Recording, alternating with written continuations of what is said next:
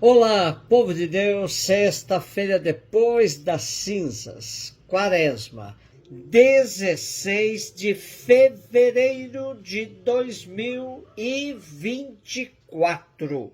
Nossa reflexão de hoje é a partir de Isaías 58, de 1 a 9a e de Mateus 9, 14 a 15. Assim fala o Senhor Deus: grita forte sem cessar, levanta a voz como trombeta e denuncia os crimes do meu povo e os pecados da casa de Jacó. Buscam-me cada dia e desejam conhecer meus propósitos como gente que pratica justiça e não abandonou a lei de Deus. Exigem de mim julgamentos justos e querem estar na proximidade de Deus. Por que não te regozijaste quando jejuávamos e me ignoraste quando nos humilhávamos? É porque no dia do vosso jejum tratais de negócios e oprimis os vossos empregados. É porque ao mesmo tempo que jejuais, fazeis litígios e brigas e agressões impiedosas. Não façais jejum com esse espírito, se quereis que vosso pedido seja ouvido no céu.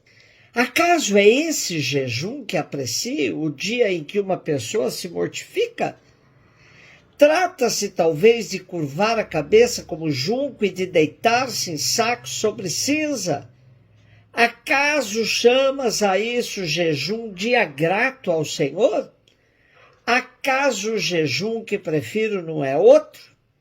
Quebrar as cadeias injustas, desligar as amarras do jugo, tornar livres os que estão detidos, enfim, romper todo tipo de sujeição?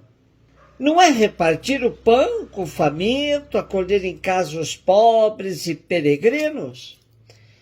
Quando encontrares um nu, cobre-o e não desprezes a tua carne. Então brilhará a tua luz como a aurora e tua saúde há de recuperar-se mais depressa. À frente caminhará a tua justiça e a glória do Senhor te seguirá. Então invocarás o Senhor e ele te atenderá, pedirás socorro e ele dirá: eis-me aqui. A conjuntura que o terceiro Isaías retrata é a do povo que voltou do exílio da Babilônia no século VI a.C.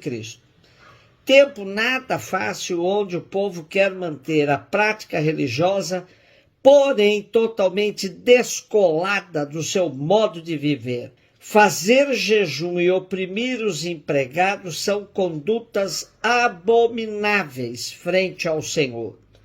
Eles faziam jejum, mas continuavam provocando brigas, agressões impiedosas. Cumpriam práticas religiosas, mas não se corrigiam, nem se convertiam. Exatamente para esses o profeta dirige sua reprovação como oráculo do Senhor. Tentar enganar a Deus com práticas religiosas de fachada não tem futuro. Deus conhece o coração do ser humano e suas intenções mais profundas. Nesse contexto é que o oráculo do Senhor exorta o profeta a denunciar com coragem e muita força. Assim fala o Senhor: grita forte sem cessar, levanta a trombeta, levanta a voz como trombeta e denuncia os crimes do meu povo e os pecados da casa de Jacó. O grande crime do povo é a dicotomia entre a prática do jejum e a falta de justiça.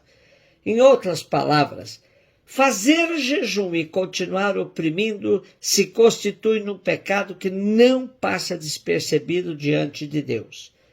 O culto deve estar unido à solidariedade com os pobres. Caso contrário, não agrada a Deus e é estéril. As manifestações exteriores de conversão têm a sua prova real na caridade e na misericórdia para com os pobres e oprimidos. Afirmar que o verdadeiro jejum e o verdadeiro culto consistem na caridade não significa negar o valor dessas práticas, mas afirmar que elas têm sentido e valor em vista da mesma caridade. O jejum tem sentido e valor quando se torna expressão de amor a Deus e ao próximo. Por sua vez, o verdadeiro culto é relação com Deus sem individualismo e falsidade. Mateus 9, 14 e 15. Os discípulos de João aproximaram-se de Jesus e perguntaram: por que razão nós e os fariseus praticamos jejuns, mas os teus discípulos não? Disse-lhes Jesus: por acaso os amigos do noivo podem estar de luto enquanto o noivo está com eles? Dias virão que o noivo será tirado do meio deles. Então sim, eles jejuarão. A metáfora dos esponsais era muito popular junto ao povo de Israel, sobretudo quando queriam simbolizar os tempos messiânicos. Por isso, diante da acusação de que seus discípulos não jejuam, frente à prática do jejum dos fariseus e discípulos de João, Jesus responde fazendo referência à presença do noivo no momento atual, isto é, a sua própria presença justificava o não jejum dos discípulos, pois eles viviam na companhia do noivo, estavam em festa de núpcias. Portanto, como jejuar em plena celebração dos tempos messiânicos? Nossos poucos versículos também apontam para uma perspectiva escatológica, isto é, para os últimos dias. Serão os tempos propícios para o jejum, pois significam o fim das núpcias pela ausência do noivo. Daí esse jejum terá um sentido novo, um jejum em vista do encontro com aquele que é capaz de dar vida nova para toda criatura que o busca. E o jejum não pode significar um sofrimento que justifique uma vida triste e desesperançada.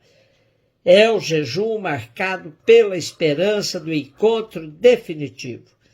Estamos no tempo da Quaresma e para nós o jejum pode significar uma expressão de solidariedade com milhões de brasileiros e brasileiras que passam fome nos dias de hoje. Precisamos buscar no cotidiano de nossas vidas as maneiras mais cristãs e conformes ao Evangelho de verdadeiramente fazermos um jejum que agrade a Deus. Isaías, na primeira leitura, indicou com clareza o que devemos fazer como jejum. Acaso o jejum que prefiro não é outro? Quebrar as cadeias injustas, desligar as amarras do jugo, tornar livres os que estão detidos, enfim, romper todo tipo de sujeição? Não é repartir com o faminto, acolher em casa pobres e peregrinos? Quando encontrares um nu, cobre-o e não desprezes a tua carne. Tempo de Quaresma. Tempo de aprimorarmos essa prática do jejum que verdadeiramente agrada a Deus. Um beijo no seu coração.